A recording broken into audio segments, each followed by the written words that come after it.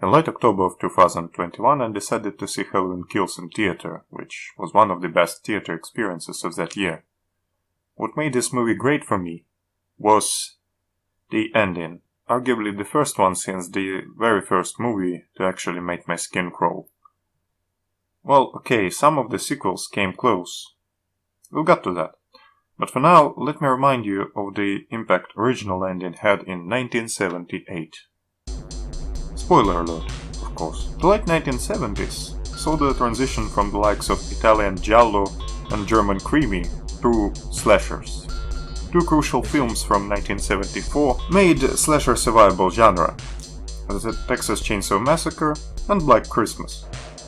Both established an ambiguous, unnerving ending as a trope of a genre, but it was Halloween 4 years after that which solidified that trope and made it a make it or break it point for slashers. After Dr. Loomis shoots Michael Myers 6 times, serial killer plunges down from the second-story window. At this point, terrorized final girl Laurie Strode asks whether it was the boogeyman, to which Loomis replies that it was. Then, he looks down to find Myers, somehow gone. As Loomis' reaction steers away from confusion to certainty, while Laurie breaks down in tears, we see a montage of most places where crucial scenes in the movie occurred, accompanied by eerie synth score and heavy breathing of Michael Myers. Where is he? How he survived? Is he really something more than a human being? Roll credits. That ending still gets me every time. It has perfect timing, perfect acting, perfect use of creative, editing, and camera work, all rolled into one genre and mind-bending experience. It's effective in a way darkness will be effective after you were told a scary story. It's effective in a way hearing footsteps behind you will be effective after reading the crime scene reports. It's effective on both conscious and subconscious level. It transcends the usual horror narrative, straight into our fear of the unknown, our fear of ambiguity. That ambiguity is hard-coded into Myers' character, and is very likely the primary reason for his persistent credit. The shape. Even in the first movie, name Michael Myers is all over the place, so why the shape? The nickname is a leftover from the original script, where it is first used to describe Myers and his mask as early as the opening flashback scene. While people tend to link the shape designation to Salem witch trials of the 1690s, protocols of which used to describe spirits as shapes, there is no confirmed link per se. One crucial detail that changes from script to screen is that originally Halloween Mask was also to be featured in the opening credits, which instead have the pumpkin in the final movie. But the shape of carvings on the pumpkin alludes to Myers, with one of the eye sockets being in the shape of his mask. At first glance, David Gordon Green's Halloween trilogy seems to be a straightforward slasher. But it's not only a return to form in that aspect. Both Halloween 2018 and Halloween Kills feature moments that transcend way beyond logic and into primordial subconscious patterns. Granted, not the first time something like that was attempted again in the franchise. Honorable mentions go to Halloween 3 Season of the Witch, ending of which stuck with way too many people, and oddly enough Rob Zombie's remake Trilogy, which does a great job at unsettling One Last Time, with splashes of home movies and victim photographs in each movie, respectively. However, David Gordon Green is few steps ahead of that. And it really wasn't that much evident in 2018's Halloween. But notably, that sequel featured one of the weirdest openings in the franchise's history. And both Halloween 018 and Halloween Kills opening sets up an important theme, which then proceeds throughout the movie.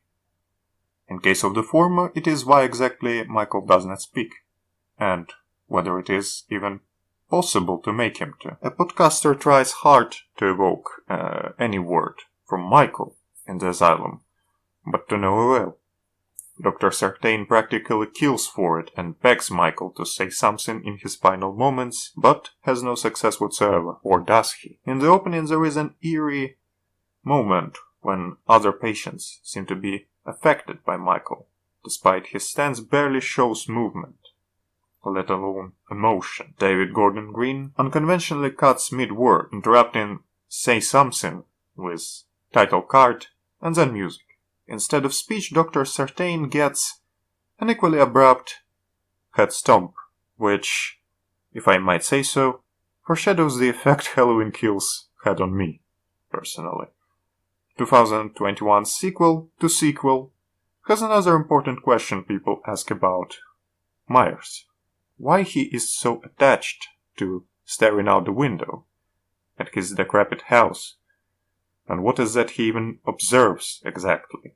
My versions vary from different characters, and include Haddonfield, a city where nothing ever happens, and his own reflection.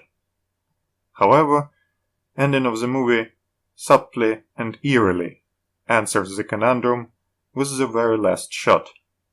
Michael Myers is staring at you. It's a part of a persistent meta-angle of the movie that clicks in place once the sending sinks in. Title sequence shows 12 pumpkins for 12 Halloween movies, despite current franchise only acknowledges the original. Continuity-wise, that is, because there are references to every previous movie in both of David Gordon Green's sequels. Halloween Kills even goes as far as reusing footage from now non-canon Halloween 2 as a flashback, and very vividly features silver shamrock masks from Halloween 3, which actually acknowledges first Halloween as an in-universe movie itself. It's really hard to tell what David Gordon Green's endgame in this, until Halloween Ends finally arrives. But I want this video essay to slightly precede that moment, because I want to point it out first. Halloween franchise is not about Michael Myers. It is about the shade. It's about Michael Myers becoming an abomination, transcending reality itself, and peeking from the corners at both characters and you. It's about fear that we have of not being watched, but not knowing why we are being watched. It's about desperation of not having any ability whatsoever to reason with your own fear, which defies logic. So how will Halloween franchise end? It simply won't. And most beautifully, David Gordon Green's reinterpretation is counting on that.